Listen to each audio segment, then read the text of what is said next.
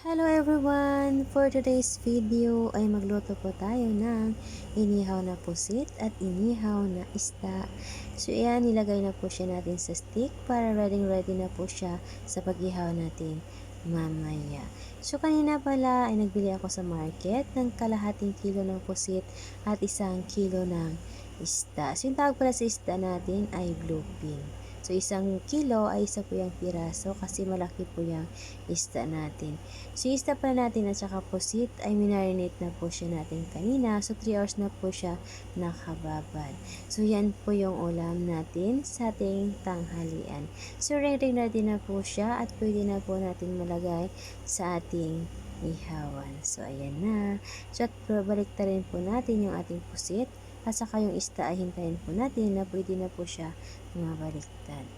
So, ayan, masarap talaga pa ikaw mismo yung magtimpla ng iyong iihawin kasi mas mapantay mo po yung lasa na gusto mo sa inihaw na pusit at isda. So, ayan, binarnisyan po natin siya ng kanyang minarnate na tuyo at saka kalamansi para mas ma-absorb pa po yung lasa niya at masarap po siya mamaya.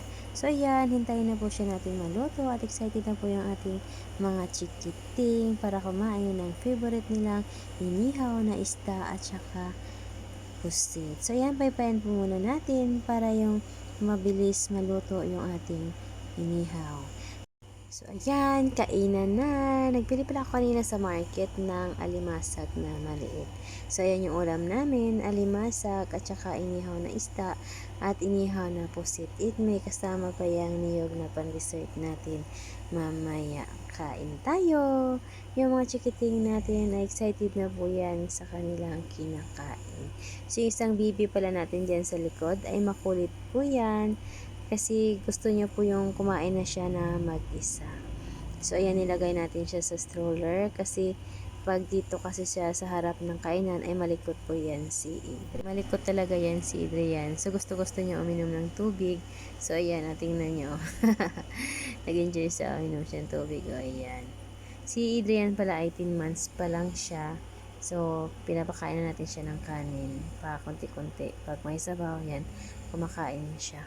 So, yung dalawang bata pala ay excited na silang kumain.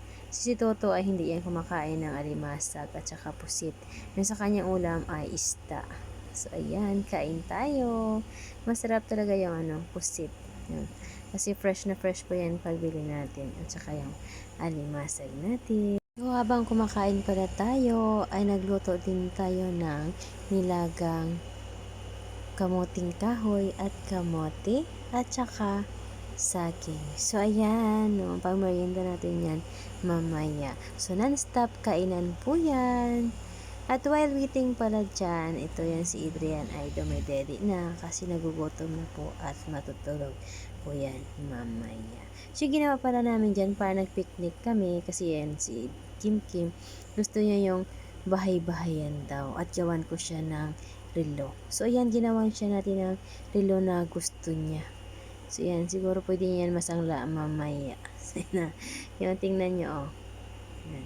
Ilagay natin sa kamay niya. Kasi alam nyo po ba, nang bata pa kami, yung ginagawa namin yan sa mga kapatid namin. Yung ginagawa namin ng relo, sing-sing. So, yan. Nag-enjoy kami dyan. At saka yung salamin. So, kunwari, totoo po siya. At saka yung relo namin, oh, lagyan namin yan ng mga siya, decoration para sabihin na, ayan, ang ganda ng relo mo tapos yun, nagbahay-bahayan kami. So, yun, gusto talaga maranasan ni Kim na magagawan siya ng relo at saka siya rin maggawa ng sarili niyang relo. Kasi tingnan nyo, dalawa na yung relo na nagawa natin sa kanya at gagawa pa din daw siya ng kanyang sariling gawa. So, ayan. So, enjoy yung chikiting natin. So, ayan daw, mag-model-model kami sa ginawa naming salad. So, thank you so much for watching. See you for my next vlog. Don't forget to like and follow and share.